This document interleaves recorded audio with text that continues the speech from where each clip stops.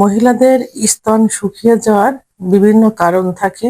অনেক পেশেন্টই চেম্বারে আসেন যে আমাদের স্তন শুকিয়ে যাচ্ছে, আগে ভালো ছিল বাট এখন শুকিয়ে যাচ্ছে। কি কারণে শুকিয়ে যাচ্ছে এটা চিকিৎসা নিতে আসে।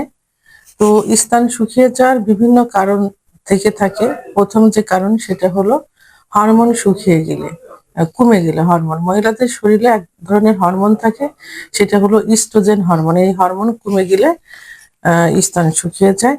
অতিরিক্ত ওজন কমে গেলে, পূর্বে ওজন ছিল বাট এখন ওজন কমে গেছে, অতিরিক্ত কমে গেলে স্তন শুকিয়ে যায়।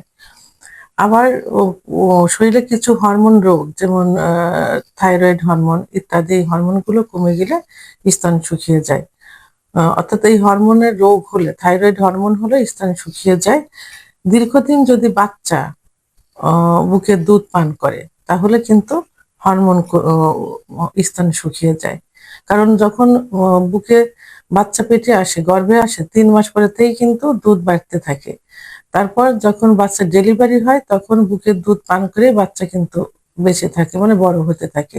তো ওই নির্দিষ্ট একটা সময় আছে, এই সময়ের মধ্যে ওর দুধ আবার কমে যেতে থাকে।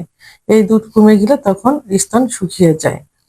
আবার বয়স বাড়ার সঙ্গে সঙ্গে, বয়স বাড়লে, যেমন আপনার যৌবনে গায়ের চামড়া যেমন ছিল, বয়স বাড়ার সঙ্গে সঙ্গে চামড়াগুলো কিন্তু আহ ঝুলে গেছে, কুঁচকায় গেছে এই চামড়াগুলো। হ্যাঁ, তো স্তনও ঠিক সেরকমই, ওই বয়স বাড়ার সঙ্গে সঙ্গে স্তনও শুকিয়ে যায়।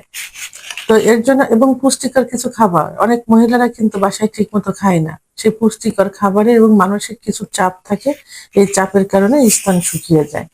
এখন স্তন শুকিয়ে গেলে এটা যে ঠিক হবে না এমন কোনো কথা নেই, এর ঠিক হবে। কিছু খাবার আছে, নিয়মিত দুধ, ডিম, কলা, এটা নিয়মিত খাইতে হবে।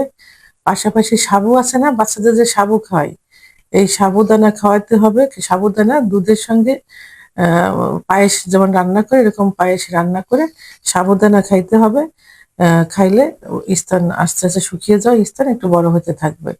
আবার ডাউল, আমরা যে ডাউলটা খাই রেগুলার, বাসায় তো ডাউল রান্না করি, এই ডাউলের পানি উপরে রান্না করার পর উপরের যে পানিটা থাকে, সকালে 1 কাপ, রাত্রে 1 কাপ, এটা যদি নিয়মিত খাওয়া যায় তাহলে শুকিয়ে যাওয়া স্থান বড় হতে থাকে। পাশাপাশি হোমিওপ্যাথি চিকিৎসা নিতে হবে। এই হোমিওপ্যাথি চিকিৎসার মাধ্যমে শুকিয়ে যাওয়া স্থান আবার পূর্বের অবস্থায় পুরাপুরি না হলে অনেকটা ফিরিয়ে আনা সম্ভব।